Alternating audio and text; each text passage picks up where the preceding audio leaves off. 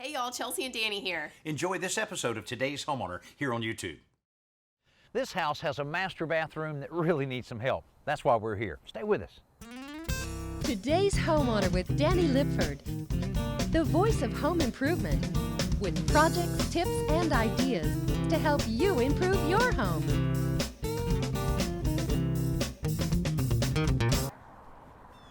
The owners of this home, the Turners, have lived here for a number of years, and they are now empty nesters, and they finally decided, darn it, we want the kind of master bathroom we've always dreamed about. So we went to work on a design that would help them have the type of room that they wanted without adding any additional space to the house, because they tell me they already have more house than they really need. So we found a bedroom that was adjacent to the existing master bathroom, and we found a very clever way of incorporating all of that together to really create the space they wanted for their bathroom and a little extra closet space thrown in on the side. So the renovation has already started. It's going great, and I'm glad we've got an inside job. Kind of cold today. This is the space the Turners use for their master bedroom, and very little work will be done in this area during the renovation other than a little bit of painting, a few little touch-ups. Actually, right now it's being used as a staging area for all of the materials that are being used in the renovation. It's already well underway. Now, this was a fairly good-sized master bedroom, but for some reason in the original floor plan, it called for these walls to be constructed to create the space for a very small master bathroom, and that's what's really motivating this entire renovation. Let me show you what I mean. Now, we've already started a few of the walls, as I mentioned, and the original wall was about 12 inches back from where this one is, but that still only gave you 36 square feet for this bathroom. Now, if you live in an older home, you can probably relate to how small this bathroom was.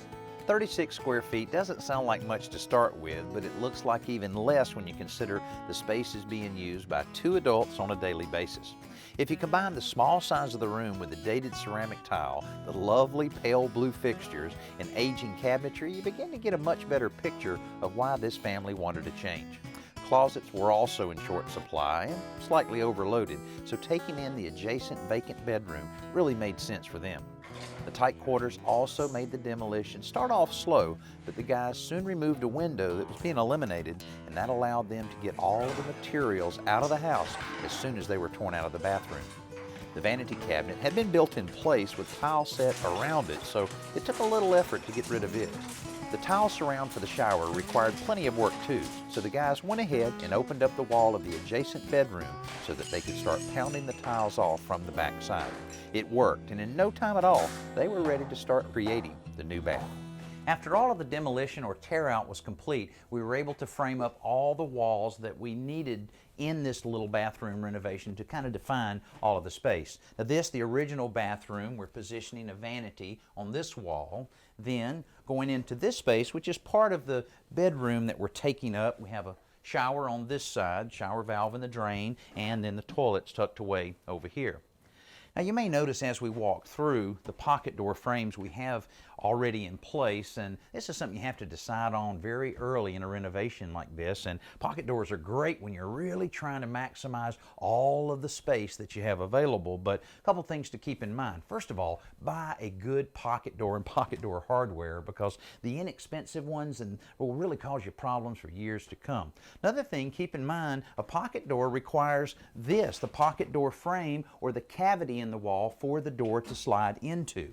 And positioning these very critical, because here, no problem, wouldn't obstruct the use of anything. Over here, it would have really caused us some problems with the valve and some of the electrical work, but they're a great way to save some space. Now, this next space is also part of the original bedroom, and on this side we have the opening of a wood window that we removed. Now, what we're doing here is the homeowners are in the process of choosing the right feature window they want for this space, and some of the things that they're considering is, first of all, they want as much natural light into this space as they can get, and also they need a little privacy. The neighbor not too far away, so that'll be a real careful selection on that. I'm looking forward to seeing exactly what they come up with. Over here, another vanity, which is always a great idea anytime you can work in 2 vanities in a master bathroom. It really really makes life a little easier for everyone.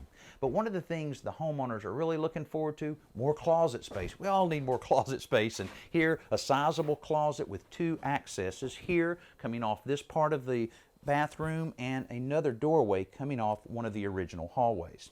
Now things are moving along really nicely on this project, but one of the things we're about to do is something that you need to keep in mind when you're renovating an existing space, and that you have an opportunity to make it more energy efficient than it ever has been before. So we're about to get started on all of our insulation and sealing up every crack we can. While the guys start sealing this place up, check out this week's simple solution. It's time for this week's simple solution from home repair expert Joe Truini.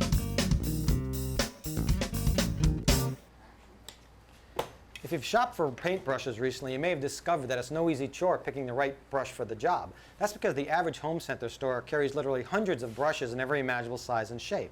Now, the width of the brush relates to how wide the workpiece is you're painting. But it's important to remember there are only 2 types of brushes: synthetic bristle brushes and natural bristle brushes. Now, a natural bristle brush, like this one here, has bristles made of ox hair or hog hair. Sometimes they'll use badger. This is the perfect brush for applying an oil-based paint. Now, for latex-based paint, you want to use a synthetic bristle brush. This one has polyester bristles. Sometimes they're made out of nylon or a combination of poly and nylon.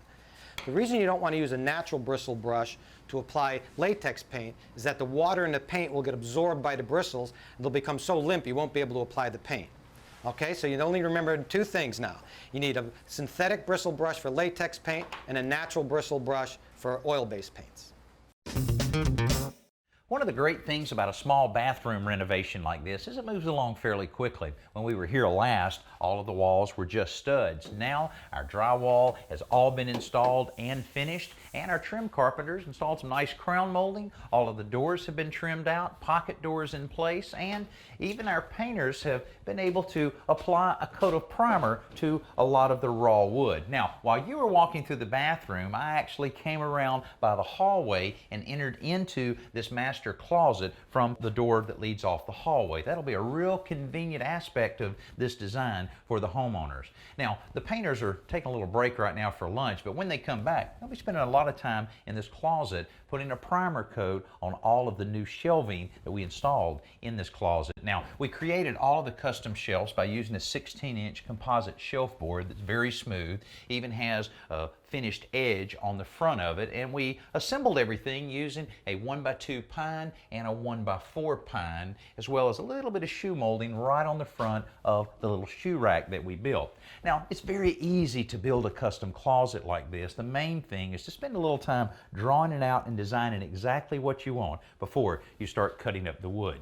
Now, one decision the homeowner struggled with a little bit is exactly what type of window to use here in this part of the bathroom. They chose something that a lot of homeowners are choosing.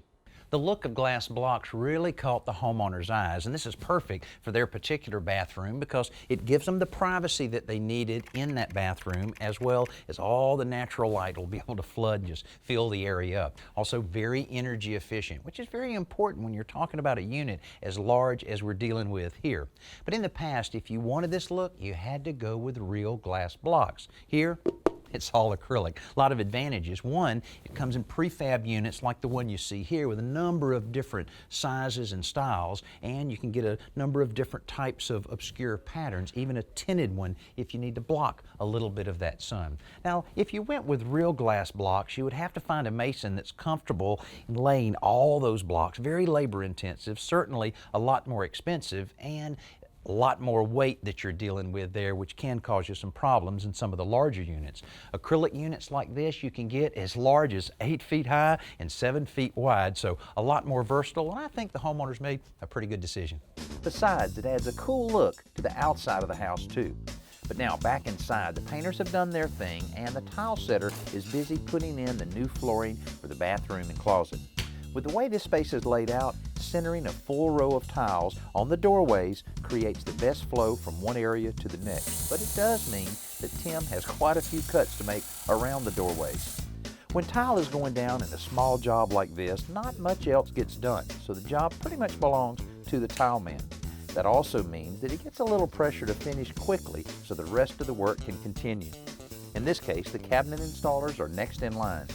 While they don't have a lot of cabinets going in here, it's quite a squeeze getting them into the space and making the necessary cutouts for the plumbing. After all of that, the actual installation is as simple as a few well-placed screws. Well, this part of the bathroom's really looking finished since the electrician completed the installation of the fixture. Painter has everything looking pretty good. Cabinets in place, and to finish it all off, we have our ceramic tile floor completely finished, and it really ties everything together. Now, you know, when you're choosing a vanity for your bathroom, here's a couple things to consider. First of all, if you have the cabinet man make the doors all the way up to the top, instead of having that false panel that many of them have, you'll get a lot more room inside. Also, make sure you don't have a middle stile or section of wood going down the middle like many cabinets do. Again, that'll restrict your access into this main part of the vanity. Here's something I like a lot, the little short shelves on either side. It's perfect for positioning little things that you may have and still save this middle part of the vanity for some of the taller things that you might have. Also, drawers are always really nice to have taller drawers on the bottom, smaller one on top. But another thing that a lot of people are discovering and are really preferring in vanities is to raise them up a little bit. See, this one's almost 36 inches tall, whereas traditional vanities from years ago may be 32 or 34. This gives you a little more space, but also makes it a little more convenient when you're washing your hands, shaving, or putting on makeup. Now, the only thing we really need in this bathroom in order to finish it is a cultured marble top and the plumbing fixtures. Well, the cultured marble guys are on their way, and we'll look at that next, right after our best new product of the week. Let's join Danny at the Home Center to check out this week's best new product. If you have a small, medium, or larger size yard with a few bare spots, you've probably tried to apply grass seed by hand but ended up with a little bit of inconsistent coverage. Well, by using a seed spreader, you can cover your lawn more evenly, but this new product called Smart Seeder goes a step further. It's actually a handheld broadcast spreader that comes pre-filled with grass seed. So not only do you spread the seed more accurately, you don't have to buy the seed and the spreader separately. That alone will save you a few dollars. Now, each of the containers covers 900 to 1,800 square feet, and you can use the little shaker cap on top to cover any of the small areas or some of the bare spots. But for the larger areas, use the spinner bottom to cover the entire yard, then refill it as needed. We found the Smart Seeder available anywhere from $10 to $12. We're getting close on this bathroom renovation, and as you can see, our cultured marble tops are already in place. Now, I love this particular sink design that this homeowner chose. It's called a soap ring oval and has a little recessed margin around the sink itself. Drops down about 3/8 of an inch. Makes it a lot easier to keep the sink and the countertop nice and clean. Hey, this was very easy to install. It was measured, dry fitted, then adhesive was placed underneath the top to hold it in place, and pretty much completely finished other than some little splashes that'll go on either side to give it that finishing look. Then our plumber will be able to install the faucet, and this part of the bathroom will be completely finished. Now, we're leaving the plastic cover over it to protect it from any potential scratches from that plumber. Now, this was fairly easy, but the real work for our cultured marble contractors involved the cultured marble shower. This kind of shower starts with a preformed drain pan, which is set in place and secured with adhesive over the drain pipe that our plumbers installed earlier. Then the walls can be cut to fit exactly into the available space. This is also when any cutouts for soap dishes and plumbing fixtures are made. A heavy-duty adhesive goes onto the drywall before the cultured marble panels are set in place. Then the same process is followed with the other panels. This shower is getting a built-in seat, so a framework to support it has to be built from treated wood and nailed up in the shower space before the marble panels are glued on over it. This cove molding made from the same material is perfect for trimming out the edges of the shower. And once it's done, all of the joints and seams are treated with a generous dose of silicone sealant so that there's no chance of a leak.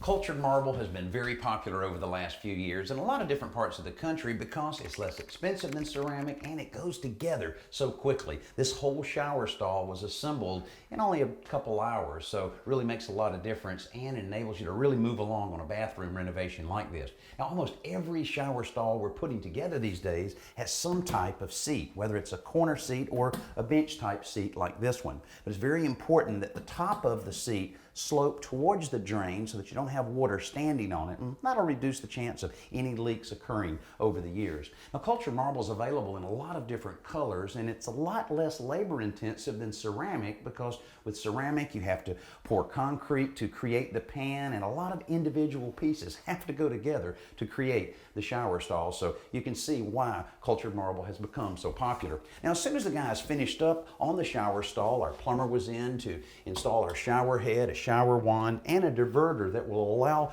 the homeowners to use just this, or both at the same time. Now, another thing that's taking place is the installation of a mirror over this vanity, and this is a very inexpensive way to add a great look to a bathroom, because a mirror like this only costs around $50, and usually we would rely on our glass contractor to install this, but this is a lot cheaper. But we will be relying on that contractor to install our enclosure and our shower door. This is one of those specialty jobs that, while it isn't physically difficult, can be a little tricky. In other words, it goes a whole lot easier if you've done it before, and Ray has definitely done this a few times. Since you can't cut these tempered glass panels, the metal framework has to be just right. Plus, besides fitting together so that the door works and everything looks good, the installation has to be watertight. One of the last finishing touches was the installation of the glass shower door. Now that it's complete, the homeowners can really start enjoying their new bathroom. Now, when you're choosing a shower door like this, a couple decisions you have to make. First of all, what type of finish that you want on the aluminum. This is a polished chrome. It's also available in other matte finishes like a brushed nickel, but there's also some people that prefer the gold or polished brass look. So that's your first decision. Second, what type of glass to go in your shower door. This obviously is a clear glass, which is great to make a small area feel a little larger, but it's also a little harder to keep clean. The other option is a type of obscure glass that can range from frosted glass to reeded glass, or a number of other options there. So after you make those decisions, then this can go in, and that pretty much wraps up a bathroom renovation. Now, when we come back, we'll take a look at this renovation from start to finish right after our Around the Yard. Let's head outside for Around the Yard with lawn and garden expert Tricia Craven-Worley. There are many materials you can use to create a garden path, such as this old concrete path, of course, a very popular material. But what you want to consider is what the look you want is and what kind of function it's going to perform. Now, I have 3 different methods here. The first one is using gravel, and what I've put a plastic liner, which is non-porous, down and created a frame with bender board, whether it's wood or plastic. And what's going to happen then is that this is going to stay in place and it will not work its way down into the soil. You can do the same thing with mulch, and again, it will just stay in place. But what I prefer to do is to put this right on the soil so that it will work its way in and eventually create a really wonderful, rich compost. A third thing that you might consider is using pavers, and whether they're brick pavers or concrete pavers or Mexican saltillos, anything like that, lay it out in the pattern that you like and put in a combination of sand and soil, and then plant a walkable ground cover. I like to use thyme, but there are lots of others that'll create a really nice lacy frame, be a very pretty walkway. These homeowners are glad to finally be back in their bedroom. Even though the renovation only took 5 to 6 weeks, they tell me they can hardly remember what the old bathroom looked like. At less than 40 square feet, there wasn't much to remember, and the decades-old blue and white color scheme was certainly forgettable as well. By taking in the adjacent bedroom and demolishing the old master bath, we were able to begin creating a great new space for the Turners. What was originally the whole bathroom is now her vanity. And though his vanity is slightly smaller, it benefits from the natural light of that great glass block window. Between these 2 spaces is the new custom cultured marble shower. The walk-in closet at the end of the bath is a great addition to this home, and with 2 entrances, there's easy access to its custom shelves, shoe racks, and tons of hanging space. One thing that's great about bathroom renovation is that you can create just the type of layout that you want in your home. But if you do like these homeowners have done and take up a bedroom in order to accomplish that, you need to think about the possible effect that will have when you resell your home. But these homeowners are happy with just the way it turned out. So join us next week for another renovation here on Today's Homeowner. I'm Danny Lipford.